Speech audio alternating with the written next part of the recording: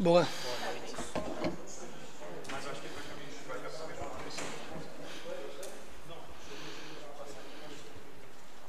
Boa noite, professor.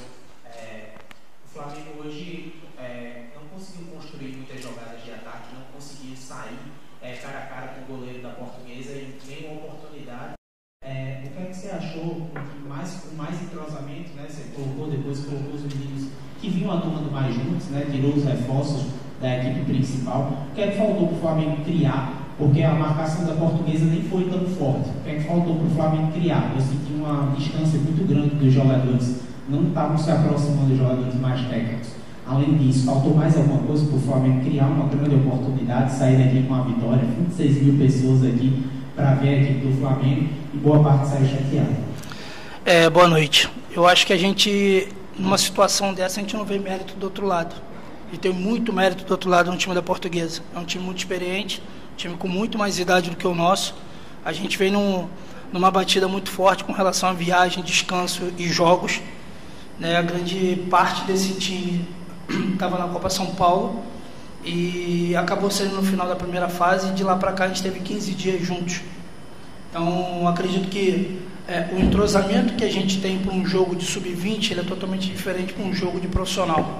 Então eu não vejo demérito no Flamengo, eu vejo mérito também na Portuguesa em conseguir neutralizar algumas jogadas que são de padrões de ataque nosso. A gente só conseguiu fazer uma infiltração do Zé Wellington no primeiro tempo e depois a Portuguesa conseguiu bloquear. Então eu vejo muito mais mérito no adversário em neutralizar nossas ações de ataque.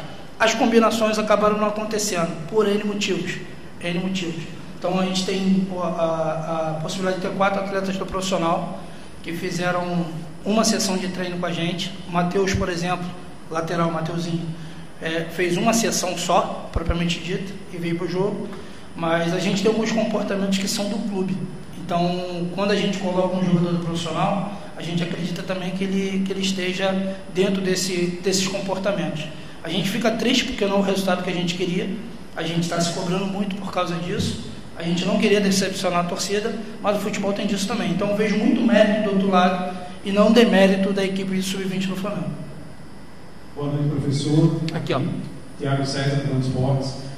Eu queria a sua avaliação sobre essa participação dessa equipe de base, digamos assim, ainda do Flamengo neste campeonato carioca, né? A gente, claro, sabe que o Tite pode fazer as escolhas dele também, de manter alguns desses garotos para o restante da competição, mas teoricamente o próximo jogo ele já assume e o Flamengo digamos assim, também passa a competir essa disputa. E a sua avaliação sobre a participação desses meninos e se você destaca alguns nomes como prováveis aí para a sequência da temporada? Assim, destacar nomes, eu acho que vai ser um pouco leviano da minha parte, se eu não falando de outros, né? Então eu acredito que o clube faz um trabalho, um processo de formação de atletas para base, para chegarem a um profissional da melhor forma possível, né? Eu vejo uma grande possibilidade de muitos atletas gerarem retorno tanto desportivo quanto financeiro para o clube, nessa equipe que estava aqui hoje, e isso é feito há muito tempo. Então ver número do Flamengo com relação a isso é uma coisa que deslumbra muita gente, porque ele tinha uma meta de um valor e isso é quadruplicado, né, uma relação de temporada, mas a avaliação que a gente tem é que a gente conseguiu cumprir aquilo que a gente veio fazer, né? A gente não conseguiu a vitória, a gente está incomodado. Nossas equipes de base têm um costume muito grande de ficar com a bola e a gente pegou 2 equipes que vão dar muito trabalho no Campeonato Carioca. O Nova Iguaçu e a Portuguesa são equipes que são postulantes a classificar entre os 8 e de repente chegar numa condição de semifinal. São jogadores muito experientes, conforme eu falei na pergunta do colega anterior aqui. Mas a gente vai cuidar disso agora. Eu acho que a gente vai ter tempo para poder treinar, desenvolver. Nossa próxima competição é só em março, que é a Libertadores da categoria. Eu acredito que agora a gente vai ter um pouco de calmaria com relação a jogo, descanso, preparação, para que a gente consiga evoluir. Aqui no meio. Professor, boa noite. Francisco Santos aqui da Flazoeiro TV. Fazendo uma análise, né? Os meninos jogaram em João Pessoa, empataram, jogaram aqui hoje, empataram novamente.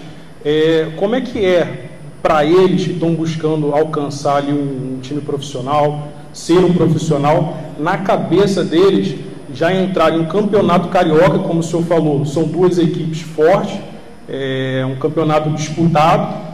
E como é que é para eles em si, soltando ali no meio deles, como é que é para eles lidar com tudo isso, o emocional dentro de campo, ali, a pressão dentro de campo em querer mostrar trabalho, em querer crescer dentro do clube?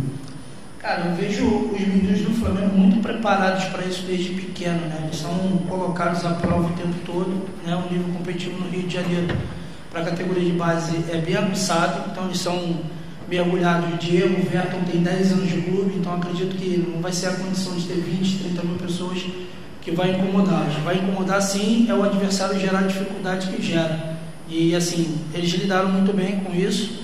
A gente já conseguiu, em alguns momentos, subir com atletas mais jovens e conseguir vencer jogo no profissional, e dessa vez a gente não conseguiu, a gente conseguiu 2 empates. Acho que nossa atuação no segundo tempo do Nova Iguaçu foi o nosso melhor momento, né? Vamos separar em 4 momentos, foi o nosso melhor momento, e hoje os dois se mantiveram equilibrados.